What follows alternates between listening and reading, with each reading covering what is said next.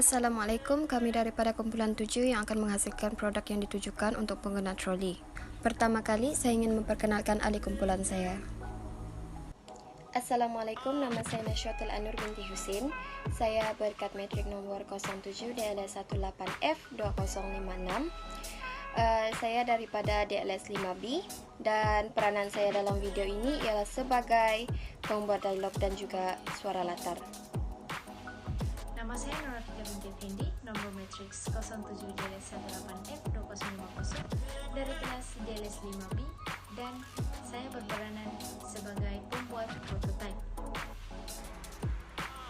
Assalamualaikum warahmatullahi wabarakatuh. Nama saya Nur Akila binti Ramli, nomor matriks 07 DLS 18F2058. Saya dari kelas DLS 5B dan saya berperanan sebagai suara latar.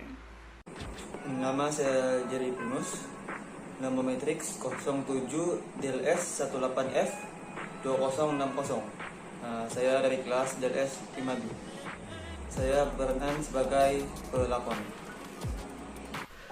Assalamualaikum warahmatullahi wabarakatuh. Hai, selamat sejahtera. Nama diberi Abdul Aris bin Jamli. Nombor pendaftaran 07 DLS 18F2044 dari DLS 5B. Okey, peranan saya adalah sebagai editor. Sekian, terima kasih.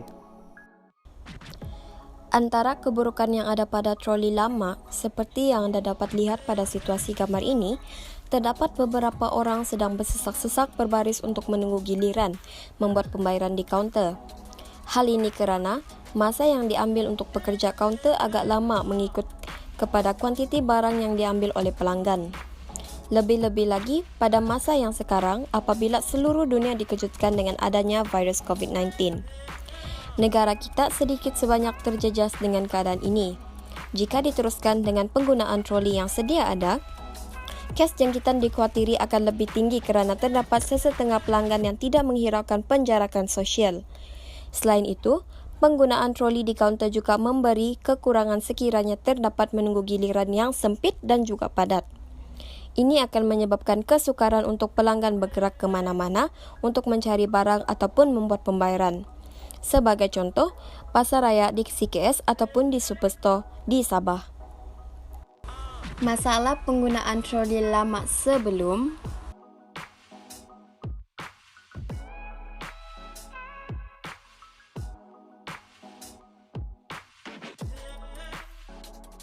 Seperti yang Anda dapat lihat, pengguna tersebut kurang senang dengan persekitaran yang sesak dan pengambilan masa yang lama semasa membuat pembayaran di kaunter.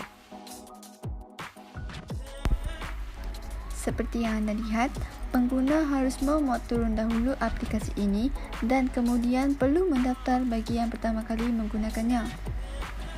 Di aplikasi ini, pengguna hanya perlu mengimbas barang-barang yang ingin dibeli dan seterusnya akan keluar di senarai barang di dalam aplikasi tersebut. Selepas mereka selesai membeli, aplikasi kami ini akan mengeluarkan harga keseluruhan bagi semua barang tersebut. Selain itu, kami juga telah membuat beberapa pilihan kepada pengguna untuk membuat pembayaran atas talian. Seterusnya, dengan adanya aplikasi ini, pengguna dapat menjimatkan masa pembelian serta dapat membuat pembayaran secara lebih teratur.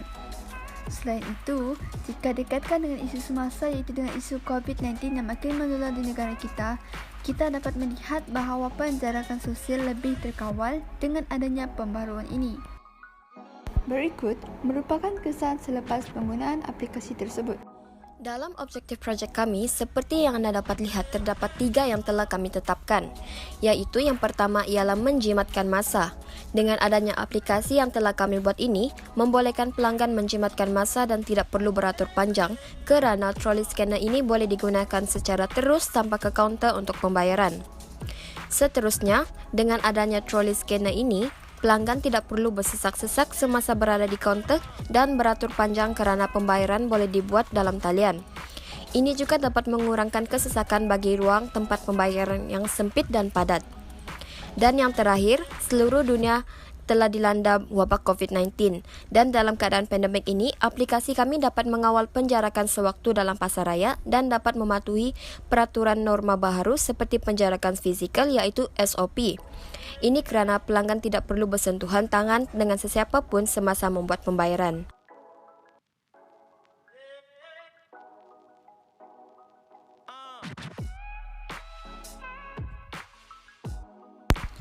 Oleh itu, kami telah menghasilkan satu aplikasi yang dapat dihubungkan dengan pengimbas yang akan diletakkan di pegangan troli itu. Dengan adanya aplikasi ini, pengguna tidak perlu lagi beratur panjang dan membuat pembayaran di kaunter.